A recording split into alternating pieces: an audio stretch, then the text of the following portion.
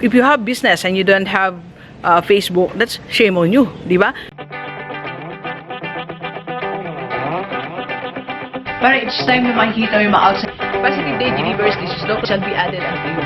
Ang ibig sabihin mga pinag. So second is to be organized para maging righteous. Start your journey on how to become rich. Thank you very much. Let's go, let's go.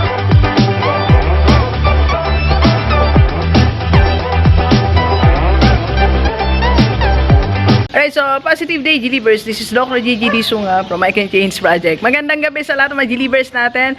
And sa first time po tayo mapanood sa YouTube channel, thank you very much. Please subscribe, click mo na po yan, Doc Gigi Sunga. And sa lahat ng gusto magpa-coach sa atin, online or personal, and if you want to start, advertise, or improve your business, and if you need to speak or for seminar, message ka na 0939-525-4311 or sa aking FB page, Dr. Gigi Sunga. Okay, so iniwasan kasi natin mga aso, medyo maingay, no? But I need to vlog this kasi bago tayo malis, habang nandiyan yung nag-edit natin. And by the way, speaking of seminars pala, sa April and May, nasa Pangasinan po tayo. So sa lahat ng mga delivers natin sa Pangasinan, magkita-kita po tayo dyan. May 20 days ako dyan for my speaking engagement. May exclusive contract tayo dyan for 20 days. So, pero pwede ako mag-coach sa hapon. So sa lahat ng mga delivers natin, it's your chance to meet the rockstar on basta dyan sa Pangasinan. Hindi ko pa alam ang details. So message lang kayo sa akin, okay?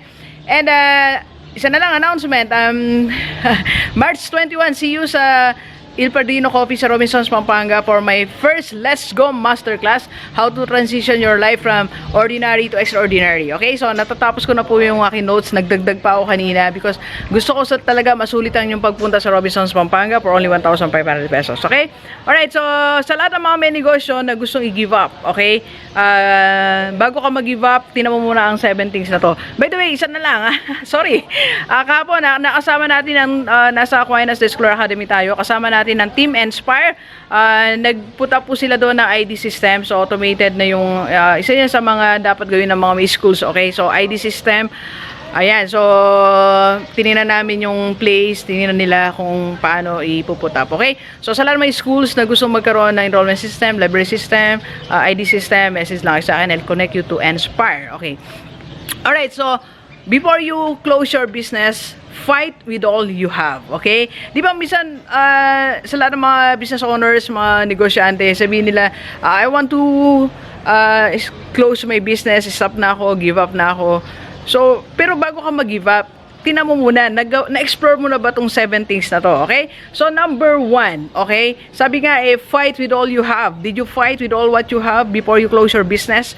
Ano meron ka na hindi mo pa nagagamit sa iyong negosyo, okay? So, number 1, yan. So, money, di ba? Nagamit mo na ba yung pera mo? Baka naman naglagay ka lang na very minimal. Yung business in start mo, it requires such amount of money, di ba? So, nanguha ka na ba sa savings mo? Nanguha ka na ba sa a little from your investment, di ba? Sa income mo, nagbawas ka ba? Did you explore? Okay? Alam nyo, nung nag-start ako ng mag-business, sabi ko ako, withdraw eh.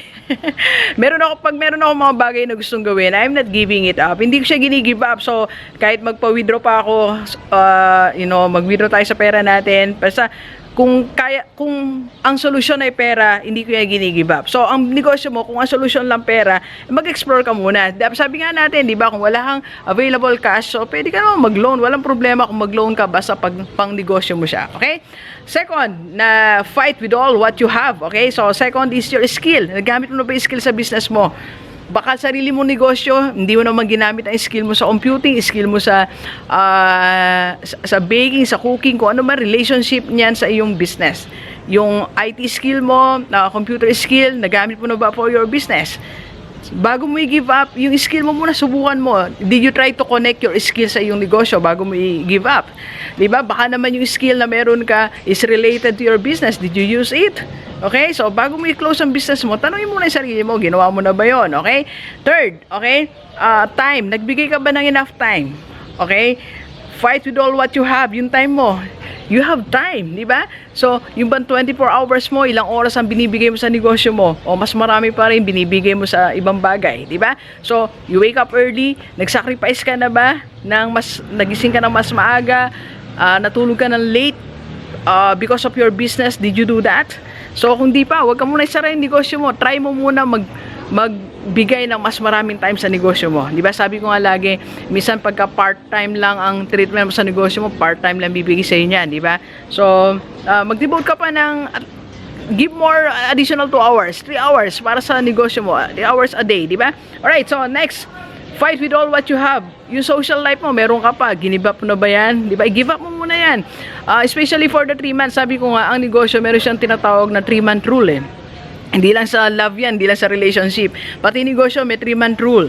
So, kailangan, iyan mo muna yung, yung social life, alisin mo muna, di ba? So, iyan muna yung pagtuunan mo ng pansin. Huwag muna masyado sa friends. Bawasan muna yung paglabas natin, pag-shopping, pag-travel. Focus ka muna sa negosyo mo. Yun nga, in 3 months or in 6 months, lalo kung nasa crucial stage ngayon negosyo mo, may crisis because of competition, because of different factors. So, try to focus more. Alisin mo muna si social life. Okay? Next, bago mo isara yung negosyo mo, fight with all what you have is yung love life mo, di ba? Hindi ko sinasabi give up ang love life, pero pwede magbawas muna ng time, di ba? Dito ka muna, yung mga naiisip mo na mahal mo, isa-isang tabi mo muna. Di ba? Pagtuunan mo muna ng pansin ng negosyo, business muna. Kasi I'm telling you, pag umulad ang business mo, lahat na yan, social life, love life, yan, mabibigyan mo ng panahon talaga yan. You will have the means para magawa mo yan. Okay? Next, before you give up your business, fight with all what you have. Alright? So, next is, yan. So, technology. Nagawa mo na, na-explore mo na ba yung technology? Kaya kanina, sinishare ko sa inyo na yung ID system. Nag-ID system ka na ba? Gumamit ka na bang automated? Di ba? Nag-social media ka na ba? Di ba? Meron ka bang Facebook? Di ba? Sabi nga, ulitin ko lang sinabi ni Gary Vaynerchuk, di ba? Gary V. Lahat kung, if you have business and you don't have Facebook, that's shame on you, di ba? So, nakakaya naman, may negosyo ko, wala kang technology, wala kang social media. So, you need to explore that, okay? So, try to see kung nag-FB page ka na ba, may FB account ka ba, nag-website ka na ba. So, explore muna yung technology bago mo i-give up ang negosyo mo. Diba? Kasi minsan madali tayong mag-give up, ala pa naman tayong ginagawang means, parang yung tanongin mo muna yung sarili mo, dapat na bakit tayo give up? Hindi ka pa nga Facebook lang, di mo mabigyan ng negosyo mo, tapos i-give up mo na siya. Website lang na may libre naman, hindi mo managawa negosyo mo, tapos i-give up mo na yung business mo. Alam nyo, minsan pag marami sabi sa akin, Dok, give up ko ng business ko, hindi siya kumikita. Alam mo, minsan kumikita na may negosyo mo kaya lang, hindi mo siya alam gawin. Hindi mo alam siyang i-manage in terms of technology. Hindi mo pa na ma-maximize ang technology. Tapos, i-give up mo na, di ba? Okay, so, before you give up your business, fight with all what you have. Ito. Right, so, other people's help. So, number 1, nakipag-collab ka na ba? Collaboration is one of the, isa sa mga trends ngayon niya sa mga businesses. Like in my case, yung GDS corporate training ko plus Inspire. So, nag-collab na kami. Kasi marami ako mga clients na naghahanap ng mga system, software. So, yan, nakipag-partner na tayo sa Inspire. Kaya yung office natin, ayan, hindi ko pa masyado, pero announce na natin siguro. We're planning to put up an office sa Pampanga, San Fernando. So, kasama natin dyan yung Inspire. So, para pagka yung client natin, kasabay na yon yung dito, technology. Like yung isang client natin, kumuha ng ID system, isa naman under negotiation pa yung sa Valenzuela na magkaroon ng system, inventory nila, plus expenses and profit para madaling makita. So, something like that, okay? So, did you partner with other companies? Ang advantage kasi ng partnering with other companies, you're sharing clients. Kasi, alam nyo, kanina lang nag-research ako, meron akong ipapacilitate kasi na strat planning this Saturday on how to increase your sales is use yung clients mo. So, you offer more services, more products to your clients. At yung products na yun o yung services na yun, manggagaling sa ibang business. For example, like, yun nga, sinare ko sa inyo yung case natin sa Inspire. So, ang dami po na kasing clients. So, ang dami nating hawak ngayon ng mga businesses. Tapos, nagpapakote sa atin ng consultancy. So, nandun na sila. So, ayun na yung market. So, what I'm going to do is, meron silang mga needs na hindi ma-meet ng aking sariling business. So, I'll be collaborating with other business para ma-meet yung kanilang mga needs. Like, ayun. So, wala naman tayong capacity. Ang GDS, hindi naman sa software yan. Di ba? For training ako in consultancy and coaching.